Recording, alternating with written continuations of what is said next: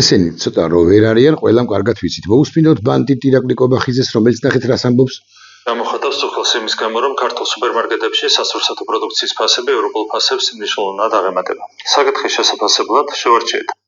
3 წუთი და 15 წამი გრძელდება ბანდიტ ირაკლი კობახიძის მიმოხილვა, არასწორი სიტყვა, მიმოხილვა სუპერმარკეტებში ცალკეულ პროდუქტებზე ფასებისა. იქ საუბრობს ასე მაგალითად რომ 180% დაამახსოვრდა უბრალოდ 180%-ით ძვირია ქართულ სუპერმარკეტებში, მინიმარკეტებში არა, უფრო სუპერმარკეტებში.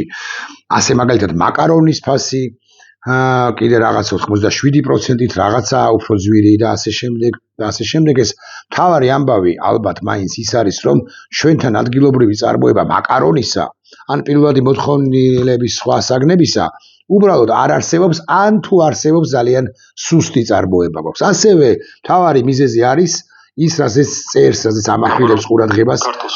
ბოდიშ ვიხდი, რომან გოცირიძე, მე წაგიკითხავს მის პოსტს, ბოდიშ ვიხდი. რომან გოცირიძე, ალბათ სწორ ოცნების მთავრობა სავაჭრო ქსელის რეპრესიებს იწყებსო, ამბობს ბატონი რომანი, მაღალი ფასების მიმიზეზებით.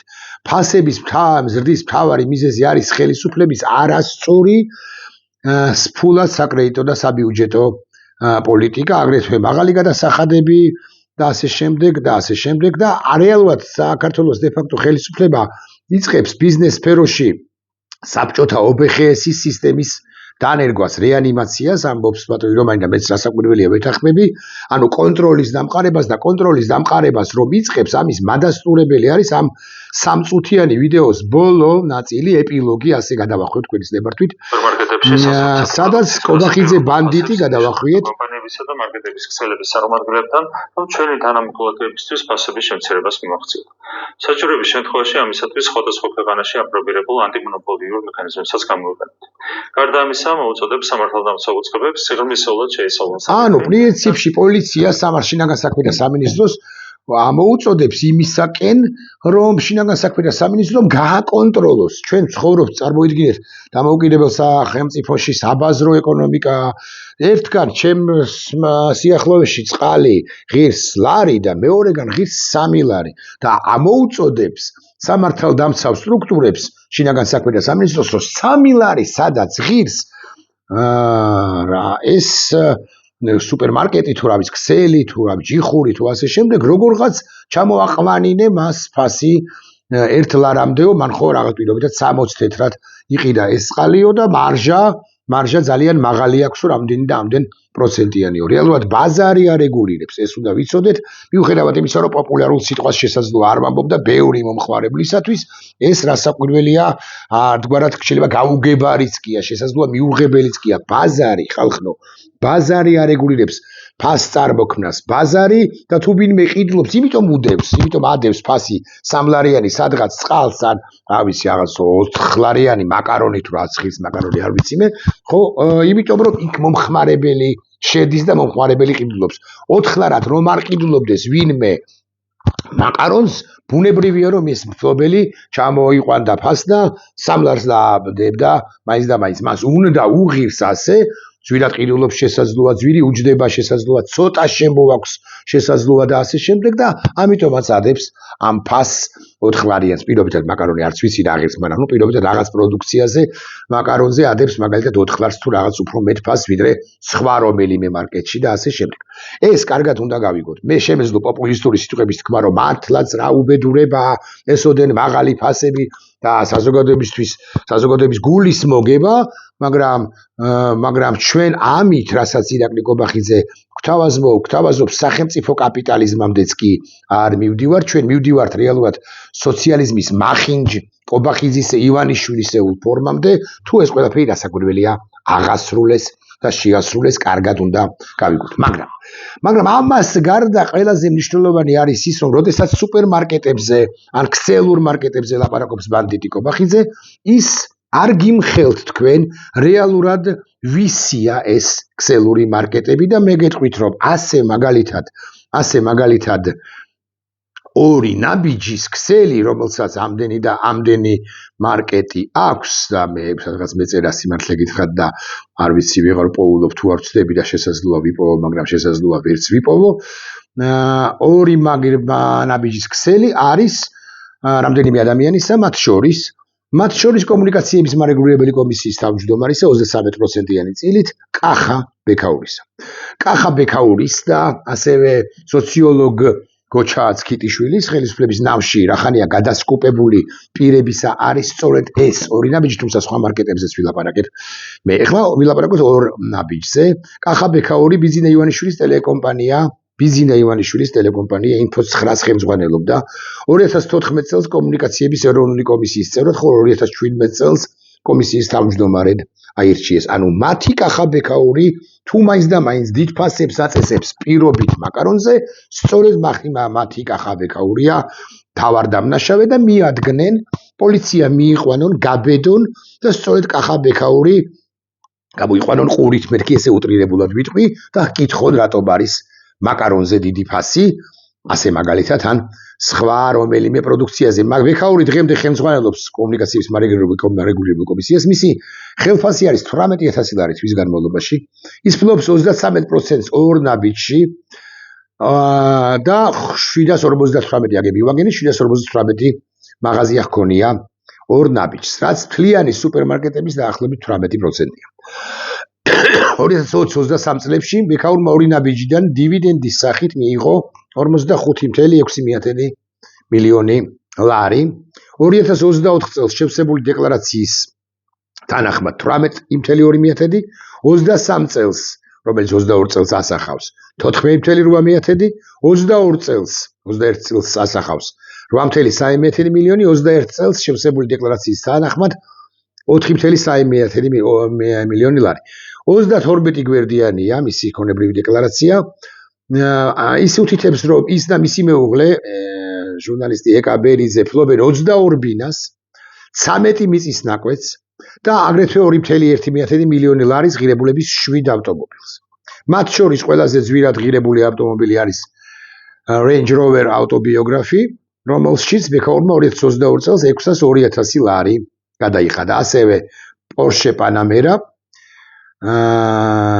რომელშიც ასევე 22 წელს ბექაურმა 372.000 ლარი გადაიხადა. 2023 წელს ბექაურმა Land Rover Defender-ი 326.000 ლარად შეიძინა და ასე შემდეგ და ასე შემდეგ. არა, მე ვინმეს კი არ ვუთვლი, თუმცა 18.000 ლარიანი ხელფასი რომ აქვს ბექაურს და კიდევ აქვს ეს ორი ნაბიჯი 700 რაღაცა რაოდენობით ქსელი და 47 დაახლოებით მილიონი ლარი რომ მიიღო.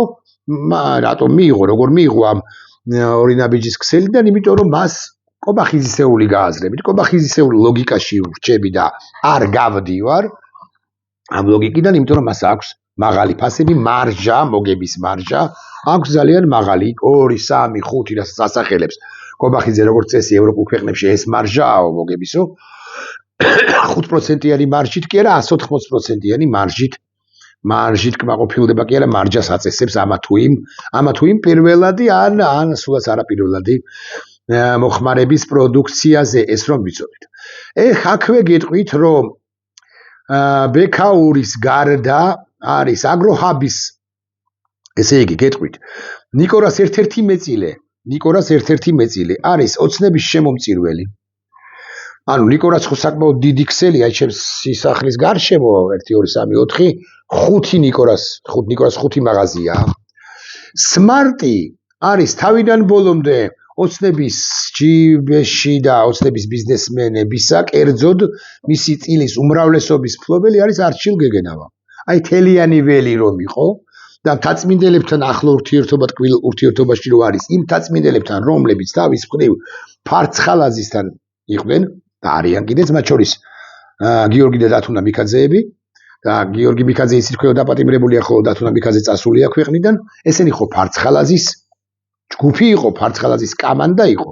სხვათა შორის გიორგი და დათუნა მიქაძის მშობელი მამა ერთ-ერთი მეწილეა Smarty-სა. მაშინ აიღეთ და მიადექით მათაც და გკითხეთ, სხვათა შორის ისინი აქვე ვიტყვი, რომ ყველა მფლობელი ბექაურს როგორ დავიცავ ახლა, მაგრამ კიდევ ერთხელ ვიმეორებ, საბაზრო ეკონომიკა გულისხმობს, რომ დააწესოს მაკარონზე თუ უნდა 127 ლარი, თუ ეყიდება 1 კილო მაკარონი გაყიდოს 127 ლარად. მარჟის პროცენტს განსაზღვრავს თავად მეწარმე შემომტანი, ამ შემთხვევაში ბექაური და ასე შემდეგ, ბექაურის სხვა თვალსაზრისით უფროა გასაკრიტიკებელი და ყველა მისი მფლობელი, მაგრამ მე აქ ოცნების ნარატივში ვრჩები. წესით მაშინ მოჰკიდეთ ხელი და მოჰკიდეთ ხელი მათ შორის კარფურის მფლობელს. ვინ არის კარფურის მფლობელი? ჩვენთანაც მასთანაც მაღალი მარჟებია. ბიზინა ივანიშვილი გაგიკვირდება და აგროჰაბის მფლობელი რა ვინ არის არ ვიცით, ხო? და ასე შემდეგ. დეილი მაგნიტი ძალიან მნიშვნელოვანია და მაგნიტი იყო ცეზარ ჩოჩელისა და ახლა ეს მაგნიტი არის სწორედ არჩილ გეგენავასი, რომელიც თუ არ ვწდები ამ მაგნიტში ეს პარლამენტარი ვასილ ჩიგოგიძეს იყო შესაძლოა ვწდები, მაგრამ მაინც აგრეთვე დეილი, მაგნიტი, გვირილას, პარი და იოლიც არის მფლობელი არის holding G 100%-იანი წილის არ ვიცი, მაგრამ დიდი წილის მფლობელი არის ესე იგი ეს ხსენებული არჩილ გეგენავა, რომელიც მაჟორიტარობის კანდიდატი იყო. მიშასთანაც იყო სხვა შორის ერთი ხანობა და მაჟორიტარობის კანდიდატი იყო 2019-ში. ხო, ქართული ოცნებისა. რა გამოდის წერს ერთ-ერთი იუზერი, თუ სუპერმარკეტების კარტელი აქვს და კობახიძე ბანდიტი სწორედ კარტელურ შეთანხმებას ახსენებს, გამოდის რომ ამ კარტელის წევრები არიან მათი შემომწირველები, მათი ბიზნესმენები, ბექაური, ცქიტიშვილი, ორი ნაბიჯი. მესამე მეწილი რა გვარია არ მახსოვს უბრალოდ წინა მეწილე კი ვიცოდი რა გვარი იყო, მაგრამ ახლა არ ვიცი. ეს არის გეგენავა და მიქაძე. ეს არის ბიზინა ივანიშვილი ან მასთან დაკავშირებული ჯგუფი, რომელიც ფლობს კარფურს. ეს არის ნიკორას ჯგუფი, რომელშიც არიან ის პირები, რომლებიც ვიცით და ასე შემდეგ და ასე შემდეგ. ხო, ეს პოსტი ეკუთვნის ამ აქცენტებით პოსტი ეკუთვნის გიორგი ლუბარეთს, პირს, რომელსაც ბევრი თქვენგანი იცნობს და რომელიც დიდ საქმეს აკეთებს ქართული საზოგადოებისა და ქართული პროტესტისათვის, რომელიც მიმდინარეობს ჩვენს ქვეყანაში. თავარი ამბავი მაინც არის ის, რომ კობახიძე ბანდიტი ახლა უკვე ცდილობს, უბრალოდ თქვენ გაჩვენებთ, რომ რამეს გააკონტროლებს საქართველოს ხელისუფლება და პოპულისტური მესიჯით გამოირჩევა, რომ აი ხელისუფლებას უნდა ფასების შემცირება. არანაირი ფასების შემცირება საქართველოს დე-ფაქტო ხელისუფლებას არ უნდა. ტყუილი ამბავია ეს. თორე ფასების შემცირების წინააღმდეგ გასაკვირველია ვინ არის მართლაც აფთიაქში თუ შედიხარ ან მარკეტში შედიხარ, მართლაც ძალიან მაღალია ფასები სალგეულ პროდუქციაზე. აუტანელად მაღალია. არავინ გამათობს ამასთან დაკავშირებით. და ეხლა ცოტა იუმორისტულად რომ გავიდეთ, კი არა, ავასრულოთ, ხო? ამას რომ მოვათავებს საქართველოს ხელისუფლება ხაჭაპურის ფასებზე, ქაბაბის და ხინკალი გაზვირდა ბატონებო. 2.50 ღირს აქა-იქ რა ამბავია 2.50 ხინკალი, როცა ლარი და 60-დაც კი შეუძლიათ გაყიდონ თვითღირებულება რო ლარია ის ხინკალი ოღონდ უმწვანილო რასაკვირველია. ნახვამდის.